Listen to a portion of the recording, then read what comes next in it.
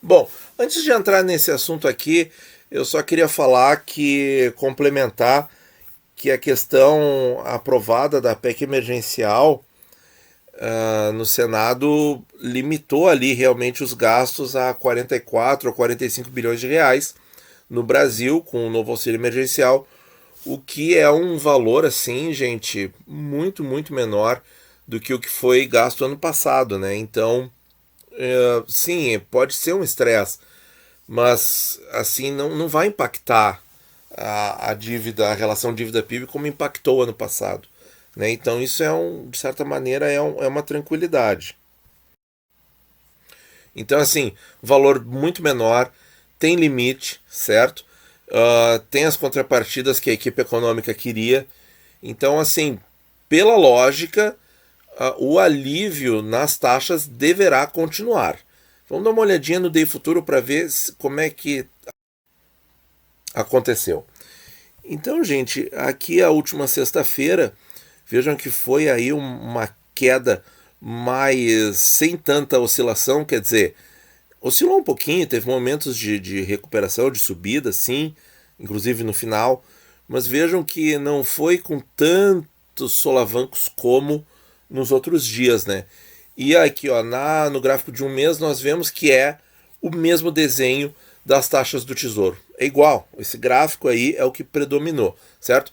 Exceto no IPCA 35, 45, 55, que eles fizeram dois picozinhos ali, certo? E os dois picos, né? Ainda não é o padrão cabeça-ombros, mas é uma tendência de baixa. Então vejam assim, ó, que para todos os períodos ali, ó, tá se desfazendo até com uma certa rapidez esse estresse, né? Porque se continuar nesse mesmo ângulo, ó, ele cai bem mais rápido do que subiu, o que é interessante também. Então parece realmente um alívio de estresse, né? Então o estresse foi subindo até chegar a um tensionamento máximo e depois cai, certo? Bom, voltando para as manchetes, essa é a que eu quero destacar mais. Isso aqui aconteceu no sábado, gente. Senado dos Estados Unidos aprova projeto que direciona 1,9 trilhão de dólares, meu Deus do céu, é muito dinheiro, para alívio a esse problema. O projeto final inclui 400 bilhões de dólares em pagamento único. Tá. Então, pessoal, a matéria depois ali, eles citam que o, isso aqui ainda vai ser discutido na Câmara dos Estados Unidos e tal. O texto me pareceu muito semelhante ao que acontece aqui no Brasil, né? Passa numa Câmara Legislativa, depois vai para outra, aí tem aqueles mexe, né? Ajeitar aqui, tirar ali, bota colar e tal. O texto aqui dá a entender que a Câmara norte-americana vai fazer essa mesma coisa, porque tem ali a questão, a disputa entre democratas e republicanos. O parlamento americano, na Câmara dos Deputados, é só uma maioria pequena democrata, então ainda vai ter que ter muita negociação, muito mexe aqui, mexe ali. Mas eu acho que a essência vai ficar nisso aqui e eu acho que vai tranquilizar um pouco aquela questão dos treasuries, né, dos treasuries americanos, que nós falamos aí, que foi apontado por muita gente também como um fator aí que aconteceu também no estresse. A gente viu ali que subiu realmente a taxinha, e vocês viram o tamanho da taxinha, né, pessoal? Era 1,2, foi para 1,45, já deu um desespero, né? No título de 10 anos americano, que é uma taxa pré-fixada. Então imagina o Brasil ter um tesouro pré-fixado 2031 pagando 1,5, gente. Já pensaram nisso? Pois é, mas se fosse em dólar, né? Bem, então nos Estados Unidos, então eu acredito a gente vai olhar também ao longo dessa semana, vamos ver se essas treasuries vão relaxar um pouquinho com essa notícia aqui, para a gente ter um alívio aí no cenário aí do Tesouro, e de repente, talvez com essa notícia aqui o dólar se desvalorize no mundo, vamos ver, né? Mas, de novo, a gente também não pode bater o martelo, porque aqui no Brasil a gente sabe que o problema aí da doença está muito sério, muito grave, e isso eu acho que também pode impactar aí na questão do real frente ao dólar, né? E aí vem a questão seguinte, né, pessoal? Essa discussão aí, né, que nós vamos ter a partir da semana que vem o Copom. E aí eu quero dar uma palavrinha sobre isso também.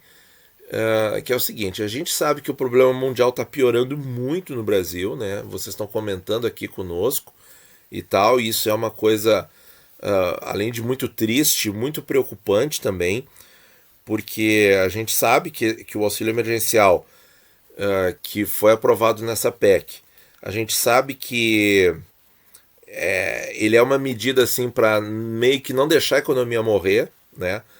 Para tentar segurar e tal o máximo possível o PIB, todas essas questões. A gente sabe que o objetivo real é esse.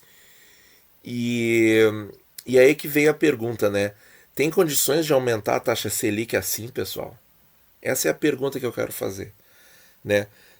Dá para aumentar a taxa Selic com a economia precisando, né, em função do problema mundial que se agravou muito no Brasil?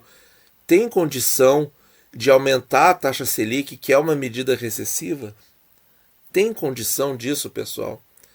Aí assim, o bom senso diz que não, né? Mas a pressão do mercado, né, chegou a níveis estratosféricos, né? Então eu continuo achando o seguinte, que não vai aumentar, que não tem por que aumentar. Assim, se falar assim, tem até que continuar diminuindo, certo? Teria que diminuir, tem que estimular essa economia de algum jeito, né? Porque a economia vai sofrer bastante ainda esse ano. Então, e aí é o seguinte, pessoal, quanto a essa questão, né? Será que o mercado, será que o Banco Central vai fazer o que o mercado quer, não vai fazer e tal? Olha, num passado aí médio, uma questão de alguns anos, quem não se lembra das intermináveis discussões de que a Selic era muito alta e que o governo tinha que baixar e tinha que baixar e tinha que baixar e não baixava nunca, né?